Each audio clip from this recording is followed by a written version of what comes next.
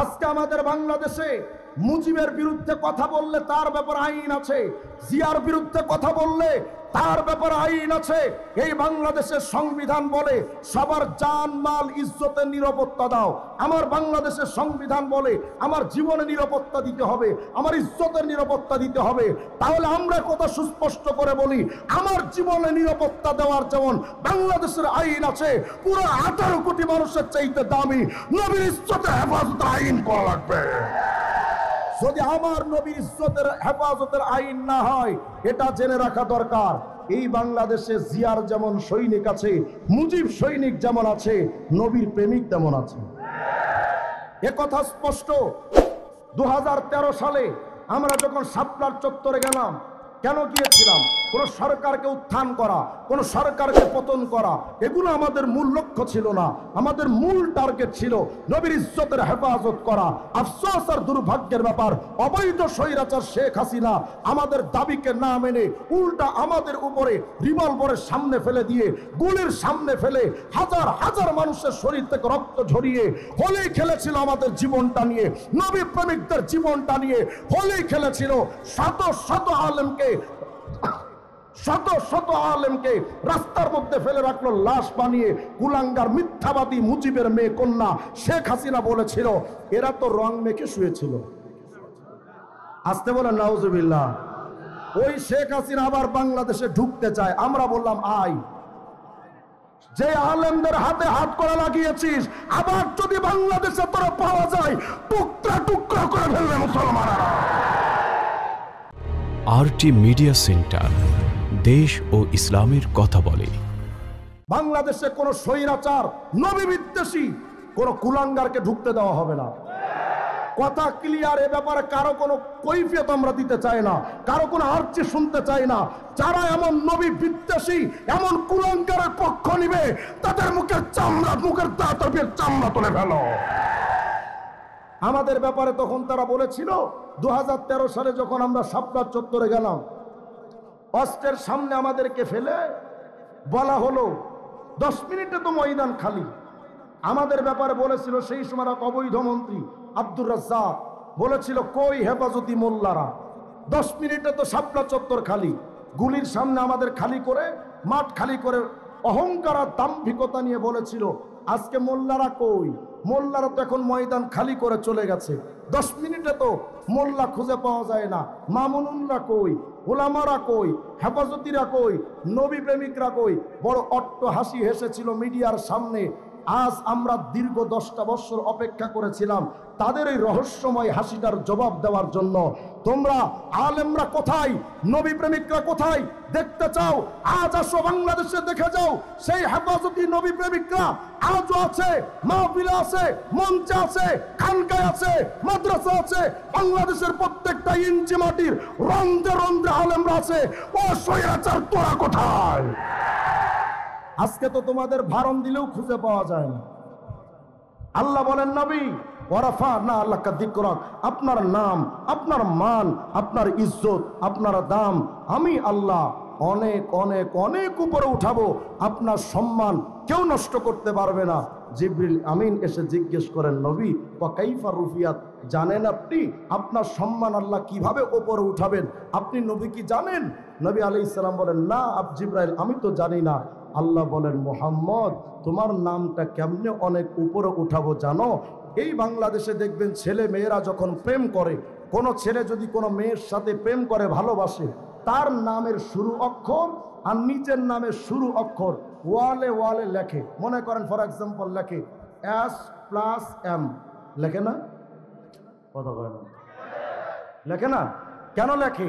ছেলেটা বোঝাতে চায় আমি ওই মেয়েটাকে বড্ড ভালোবাসি, এজন্য আমার নামের শুরু অক্ষরের পর আমার প্রেমিকার নামের শুরু অক্ষর পাশাপাশি রাখলাম। আল্লাহ বুঝাইতে চান, নবী আপনাকেও আমি আল্লাহ বড্ড ভালোবাসি। কি করব জানেন? আপনার সম্মান এমন উপরে উঠাবো, অনবী ইদা দুকিরিতু দুকিরিতা মাই, আমি আল্লাহর নাম যেখানে যেখানে রবে, আপনি মুহাম্মদের নাম সেখানে সেখানে রবে।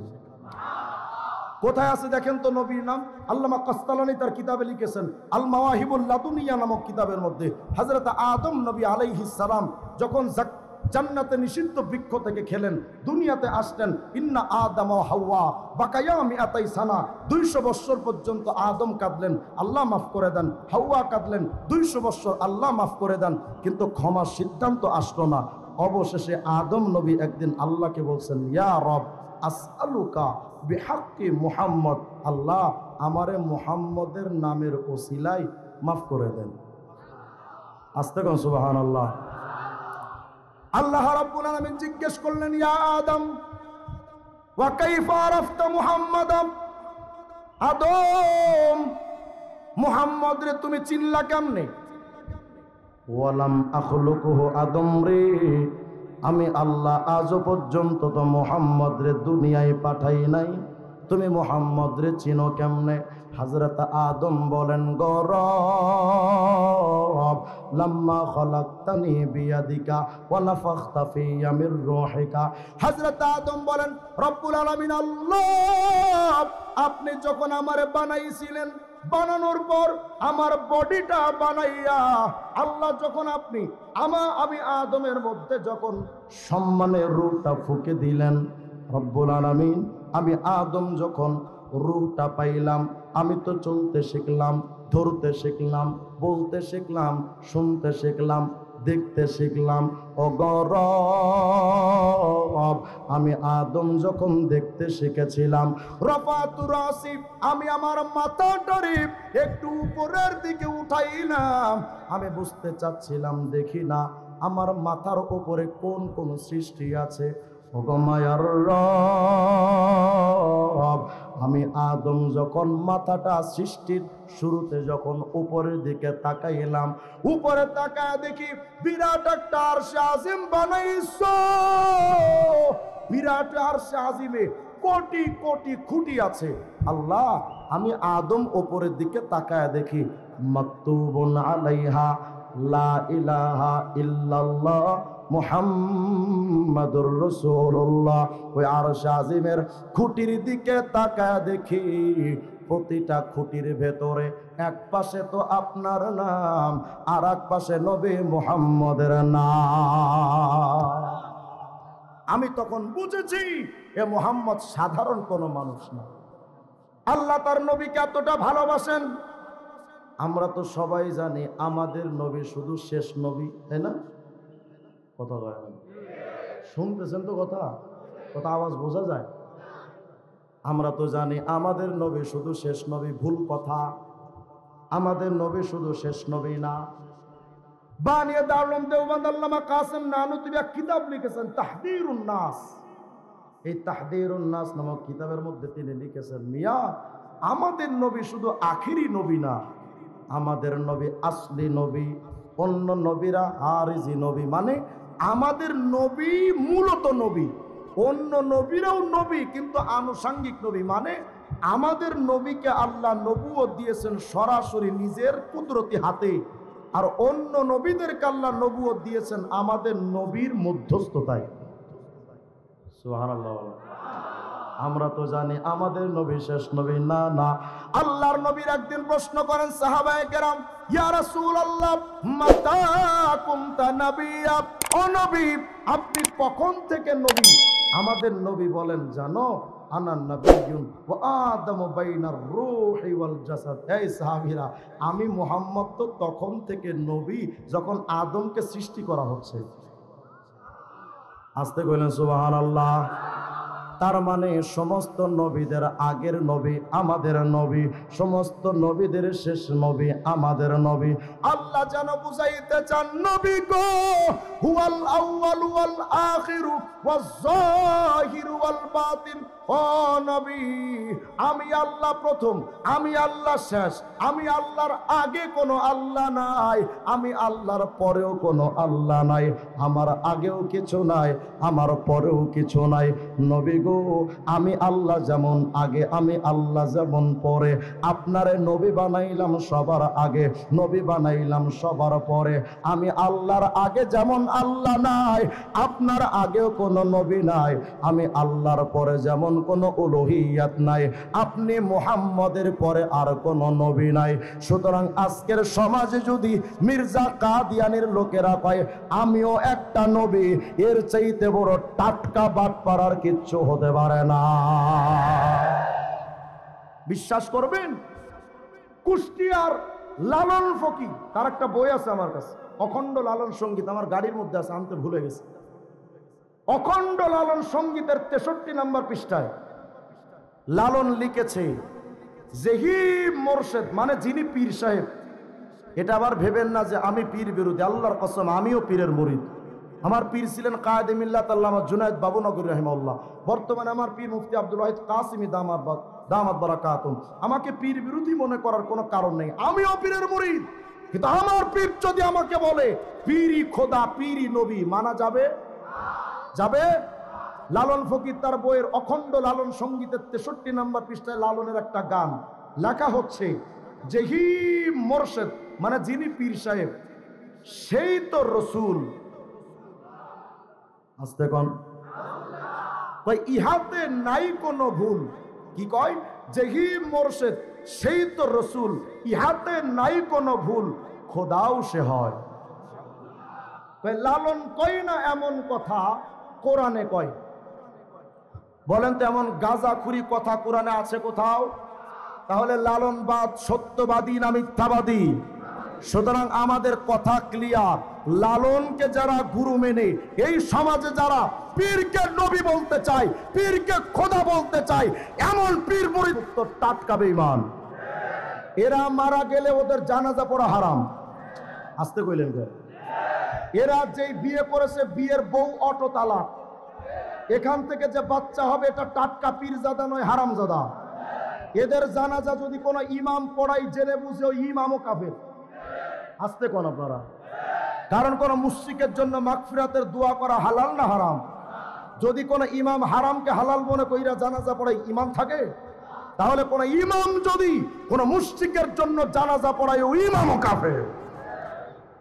নাউযুবিল্লাহি মিন যালিক। আমাদের নবীর চাইতে দামি আর কেউ হতে পারে?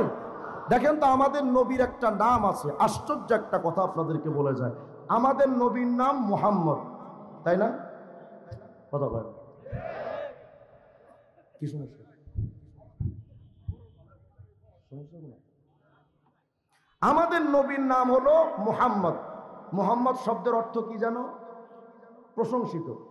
কিন্তু কিতাবের মধ্যে আসছে মুহাম্মদ শব্দের মধ্যে 4টা অক্ষর আছে। বলেন তো কয়টা? বলেন না কয়টা? মিম, হা, মিম, দাল। মুহাম্মদের মধ্যে অক্ষর কয়টা? মিম, হা, মিম, দাল।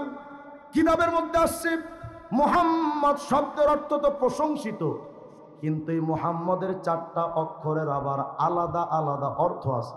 সুবহানাল্লাহ বলেন না? কি অর্থ দেখেন, কিতাবে লিখছে, মিম আলুলা ইশারাতুন ইলাল মুলকিল আউয়াল ওয়া হুয়া দুনিয়া। মুহাম্মাদের প্রথম মিম মানে মুলকে আউয়াল তথা দুনিয়া। মিম আত-তানিয়া ইশারাতুন ইলাল মুলকি সানি ওয়া হুয়াল আখিরা। মুহাম্মাদের দ্বিতীয় মিম মানে মুলকে সানি তথা আখিরাত। মাঝখানের হা ইশারাতুন ইলার রহমা। মুহাম্মাদের হা মানে আল্লাহর রহমত। মুহাম্মাদের শেষের দাল ইশারাতুন ইলাদ দাওয়াম। দাল মানে সদা সর্বদা। মুহাম্মাদের প্রথম মিম মানে দুনিয়া, দ্বিতীয় মিম মানে আখিরাত, হা মানে রহমত, দাল মানে সদা সর্বদা। যেন আল্লাহ তার নবীর নামটা মুহাম্মদ দিয়া আল্লাহ বুঝাইতে চান, দুনিয়ার মানুষ শুনো, দুনিয়া থেকে আখিরাত পর্যন্ত সদা সর্বদা যদি আমি আল্লাহর রহমত পাইতে চাও, আমার মুহাম্মদের শরীয়ত ছাড়া আর কোনো বিকল্প রাস্তা না। তাহলে আজকের সমাজে যারা কয় আমরা শরীয়ত মানি না, আমরাও ক্লিয়ার বলতে চাই, তোদের আমরা মুসলমানও মানি না। এরা আবার গান বানায়, কয় পাগল মরলে বাতি জ্বলে, মুন্সি মরলে জ্বলে না। আছে না? মানে এদের কোন পাগল যদি মরে তো কবরে তো মোমবাতি জ্বলে, এই মোল্লারা মরলে তো কবরে মোমবাতি জ্বলে না। এই জন্য গান বানাইছে, ভাই পাগল মরলে বাতি জ্বলে, মুন্সি মরলে জ্বলে না, পাগলার কাছে খোদাই থাকে, কান্নার দলে দেখে না, টুন টুনা টুন। মানে এরা বুঝাতে চাই যে মোল্লা মুন্সিরা মরলে তো কবরে বাতি জ্বলে না, আমাদের পাগলরা মরলে তো কবরে বাতি জ্বলে। আমি বললাম তা তো জ্বলবে, আগুনই তো জ্বলবে, কারণ দুনিয়াতে শরীয়ত বাদ দিয়া মারেফতের গাঞ্জা খাইছো, এখন ওই গাঞ্জার আগুন তোমার কবরের ভেতরে যে জ্বলে তার প্রমাণ তোমার ওপরেও জ্বলে। আমরা আল্লাহর কসম মারেফত অস্বীকার করি না, আমরা মারেফত মানি, কিন্তু আমার নবীর শরীয়ত বাদ দিয়া কোনো মারেফত হতে পারে না। হতে পারে কোনো মারেফত? আমাদের নবীর শরীয়ত মানার মাধ্যমেই মারেফত হবে। শরীয়ত বাদ দিয়া মারেফত কেমনে হয়? গত কয়েকদিন আগে দেখলাম এক পাগলে গান গায়, কয় মুর্শিদ মুর্শিদ যে করছে জপ, বিনা দুধে দই পাতাইয়া খাইতাছে মাখন, আর সেই মাখন খাইলে পরে ভবে, সেই মাখন খাইলে পরে ভবে, ক্ষুধা তৃষ্ণা লাগে না, লোহারে বা নাইলারে কাঞ্চা সোনা, প্রাণের সখী গো। গান গায় বাবারে আবার সখী এলো কোথায়? কি কইলো জানেন? কয় যেই ব্যক্তি বাবা বাবা জিকির করবে সে মাখন ছাড়া, দই ছাড়া মাখন খেতে পারবে। মানে যদি কেউ বাবার গুরু ভজন করে তাহলে সে শরীয়ত ছাড়া মারেফত পাবে। আসতে কইলে নাউজুবিল্লাহ। আচ্ছা বলেন তো, যেই মাখনে দই নাই ওটা আসল না ভেজাল? যেই মারেফতে শরীয়ত নাই ওটা আসল না ভেজাল? এই ভেজাল মারেফতের সাথে মুসলমানের সম্পর্ক থাকতে পারে? মুসলমান ভাইয়ের আমার, নবীর শরীয়ত মানার মাধ্যমে আল্লাহরে পাওয়া যায়। কথা কয় না? দেখেন আল্লাহ তার নবীকে কতটা ভালোবাসেন। জামে তিরমিজির হাদিস, একদিন সাহাবায়ে কেরাম এভাবে বসে আছেন। সাহাবায়ে কেরাম জালাসা নাসুম মিন আসহাবি রাসূলিল্লাহি সাল্লাল্লাহু আলাইহি ওয়াসাল্লাম ইয়াতাজিরুনা। সাহাবায়ে কেরাম এভাবে বসে আছেন। কি কাজ? সাহাবায়ে কেরাম বসে বসে, আমরা তো এক জায়গায় যদি কখনো বসি তো বৈশা গিবত, বিড়ি, চা, বাস এগুলো আমাদের আমল। আর সাহাবায়ে কেরামের আমল ছিল কোনো এক জায়গায় যদি তারা বসতেন সাথে সাথে তারা দ্বীনি আলোচনা করতেন। তো একজন সাহাবী বলেন, এই সাহাবীরা জানো, ইন্নাল্লাহা ইত্তাখাযা মিন খালকিহি খলীলা ইত্তাখাযাল্লাহু মিন ইব্রাহিমা খলীলা। জানো সমস্ত সৃষ্টির মধ্যে আল্লাহ একজনকে বানিয়েছেন খলিলুল্লাহ। এই খলিলুল্লাহ ব্যক্তি কে জানো? তিনি আদম নবী। কি দামি নবী আদম, যা আল্লাহ তাকে খলিলুল্লাহ বানিয়েছেন। আর একজন কয়, জানো জানো শোনো, আদম ইস্তাফাহুল্লাহ, আদম তো এত দামি নবী যাকে আল্লাহ নিজে নির্বাচিত করেছেন, তো আদম কত দামি নবী। আর একজন কয়, মিয়া সব নবীদের সাথে আল্লাহ তো কথা বলেছেন জিব্রাইলের মাধ্যমে, আর মূসা ফাকাল্লামাহু তাকলিমা, মূসার সাথে আল্লাহ কথা বলেছেন সরাসরি, তো মূসা কত দামি নবী। আর একজন কয় ফা ঈসা কালিমাতুল্লাহি ওয়া রূহ, আর ঈসা তো আল্লাহর রূহ উপাধি পেয়েছেন। তো একজন কয় আদম সফিউল্লাহ, একজন কয় ইব্রাহিম খলিলুল্লাহ, আর একজন কয় মূসা কালিমুল্লাহ, আর একজন কয় ঈসা রূহুল্লাহ। আমাদের নবী ওই সময় আসতেন, ফাসাল্লামা আলাইহিম, সাহাবীদেরকে তিনি এসে সালাম দিলেন। এসে শুনলেন সাহাবায়ে কেরাম কেউ প্রশংসায় ব্যস্ত আদমের, কেউ নূহ, কেউ ইব্রাহিম, কেউ মূসা, কেউ ঈসা। আমাদের নবী এসে বললেন, সাহাবীরা, হ্যাঁ হ্যাঁ, আদম তো সফিউল্লাহ, ইব্রাহিম তো খলিলুল্লাহ, মূসা তো নজিউল্লাহ, ঈসা তো রূহুল্লাহ, এটা আমি মুহাম্মদও বিশ্বাস করি, ওয়া হুয়া কাযালিক। ঠিক আছে এ কথা, কিন্তু সাহাবীরা জানো, আদম সফিউল্লাহ, ইব্রাহিম খলিলুল্লাহ, মূসা কালিমুল্লাহ, ঈসা রূহুল্লাহ, মাগার আমি মুহাম্মদ হাবিবুল্লাহ। মা মানাল হাবিব। স্টেজ উলামায়ে কেরাম ভরা, আমি ভুল বললাম, আমাকে স্টেজ থেকে নামিয়ে দিয়েন। আরবি লুগাত খুলে দেখেন, আল হাবিব বামান আল মাহবুব, আল্লাহ বুঝাইতে চান, ও নবী, আদম তো সফিউল্লাহ, ইব্রাহিম তো খলিলুল্লাহ, মুসা তো কালিমুল্লাহ, ঈসা তো রূহুল্লাহ, আপনি হাবিবুল্লাহ। কি অর্থ নবী জানো?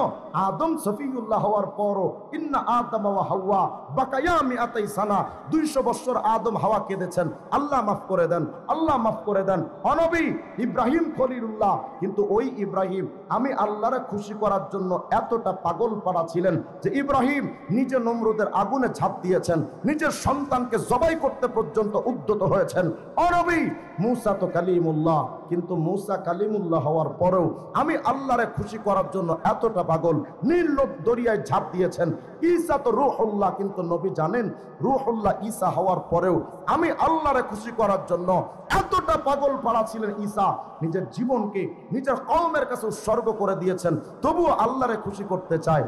আল্লাহ বোঝাতে চান, নবী সফিউল্লাহ বলো, খলিলুল্লাহ বলো, কালিমুল্লাহ বলো, রূহুল্লাহ বলো, ও নবী, সবাই তো আমি আল্লাহকে খুশি করার জন্য পাগল, আর আমি আল্লাহ ঘোষণা দিলাম, ওয়ালা সাউফা ইউতিকা রাব্বুকা ফাতারদা, আমি আল্লাহ তুমি মুহাম্মদরে খুশি করতে চাই।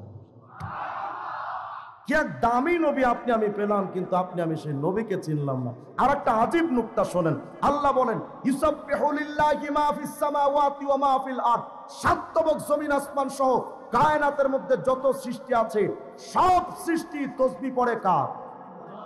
আসতে বলেন, বলেন তাসবিহ পড়ে কার? সবাই তো জিকির করে আল্লাহ, কিন্তু আল্লাহ জিকির করে কার? সুবহানাল্লাহ বলেন, আল্লাহু আকবার বলেন। আল্লাহ বলেন, নবী, ইন্নাল্লাহা ওয়া মালাইকাতাহু ইউসাল্লুনা আলান নবী, ও নবী, সকল সৃষ্টি আমি আল্লাহর জিকির করে, আর আমি আল্লাহ আমার সব ফেরেশতাদেরকে নিয়ে তুমি মুহাম্মদের সালাতের জিকির করি। কি এক দামি নবী আপনি আমি পেলাম। আফসোস, দুর্ভাগ্য যুবক, আজকে তোমার মাথার মধ্যে টুপি ওঠে না, তোমার মাথার চুলের স্টাইলটা মেসি আর নেইমারের মতো, তোমার শরীরের পোশাক দেখলে বিদেশি লাল কুত্তাদের দৃশ্যটা ফুটে ওঠে, তোমার চরিত্রের মধ্যে বিদেশি প্রভুদের চরিত্র ফুটে ওঠে, তোমার রাজনৈতিক দর্শনে লেনিন কার্ল মার্কসের মতো লাল শকুনদের কথা তোমার রাজনৈতিক দৃষ্টিকোণে ফুটে ওঠে। আজকে থেকে মুসলমানদের সিদ্ধান্ত হওয়া দরকার, লেনিনের রাজনীতি করব না, সমাজতন্ত্র করব না, রাজতন্ত্র করব না, পৃথিবীর কোন তন্ত্র মন্ত্র মানি না, মুহাম্মদের রাজনীতি নিয়ে সামনে এগোনো দরকার। যতদিন পর্যন্ত এই জাতি মুহাম্মদের রাজনীতি না করবে, বিএনপি আসবে, আওয়ামী লীগ আসবে, জাতীয় পার্টি আসবে, এক একটা স্বৈরাচারের রূপে ধরা দিবে, কিন্তু এই দেশে শান্তি আসবে না। সোনালী সমাজ উপহার দেওয়ার জন্য মুহাম্মদের সমাজতন্ত্র, মুহাম্মদের ইসলামতন্ত্র দরকার। ইসলামতন্ত্র ছাড়া কোনোদিন এই জাতির কপালে শান্তি আসেনি। গত সরকারের আমলে মেনন নামক এক কুলাঙ্গার বলেছিল, বোরখা, হিজাব, নিকাব, আরে এগুলো তো বিদেশি সংস্কৃতি, সৌদিয়ান সংস্কৃতি, ওটা বাংলাদেশে চলে না। আচ্ছা, আমি তখন বললাম, বিদেশি সংস্কৃতি হওয়ার কারণে মুহাম্মদের বোরকা চলতে পারে না, মুহাম্মদের দাড়ি টুপি চলতে পারে না। যদি স্বাধীন ভূখণ্ডে মুহাম্মদের রাজনীতি, মুহাম্মদের সংস্কৃতি ভিন্ন দেশের হওয়ার কারণে ওটা যদি বাংলাদেশে চলতে না পারে, ও মেনন, তুই যে রাজনীতি করস, তোর রাজনীতি রাশিয়ার রাজনীতি, গণতন্ত্র, সমাজতন্ত্র, সব বিদেশি রাজনীতি, ওগুলোর কপালে ঝাঁটা পিটা করা দরকার। আজকে আমাদের বাংলাদেশে সাংস্কৃতিক মন্ত্রণালয়ের একজন দায়িত্ব দেওয়া হয়েছে এক লুচ্চা বদমাইশকে, এর নাম হলো ফারুকি। এই কুলাঙ্গার 2013 সালে আহমদ শফি সাহেবকে নিয়ে তেতুল হুজুর বলে কটূক্তি করেছিল। এই কুলাঙ্গারের বউকে দিয়ে মুজিব যেই ছায়াছবিটা তৈরি করা হয়েছে তার মূল ভূমিকায় রাখা হয়েছিল। সবসময় সে তেল মারা অভ্যাস তার ছিল, স্বৈরাচারের তেল মেরে আজ পর্যন্ত সে তার অবস্থানকে পরিষ্কার করেছিল। আজকের অন্তর্বর্তীকালীন সরকার এমন কুলাঙ্গারকে যদি বাংলাদেশের অন্তর্বর্তীকালীন সরকার উপদেষ্টা মণ্ডলীতে সাংস্কৃতিক মন্ত্রণালয়ের দায়িত্ব দেয়, মুসলমানদের গর্জে ওঠা দরকার। ইসলাম বিদ্বেষী আওয়ামী লীগের 5টা দালালকে উপদেষ্টা হিসেবে দেখতে চায় না আমরা। আস্তাগফিরুল্লাহ আল আযীম। 1500-2000 মানুষ রক্ত দিল এই কুলাঙ্গারদের দেখার জন্য। আজকে তাদেরকে সামনে আনা হচ্ছে। এটা সুস্পষ্ট জানা দরকার। 16টা বৎসর পর্যন্ত নিজেদের অবস্থান মজবুত করার পরেও কিন্তু শেখ হাসিনা টিকতে পারে নাই। আপনারা যদি সেই একই লাইনে হাঁটেন, বাংলার মুসলমানরা যদি একবার গর্জন দিয়ে ঠেলে উঠে, বাংলাদেশে একটারও পা দেখা যাবে না।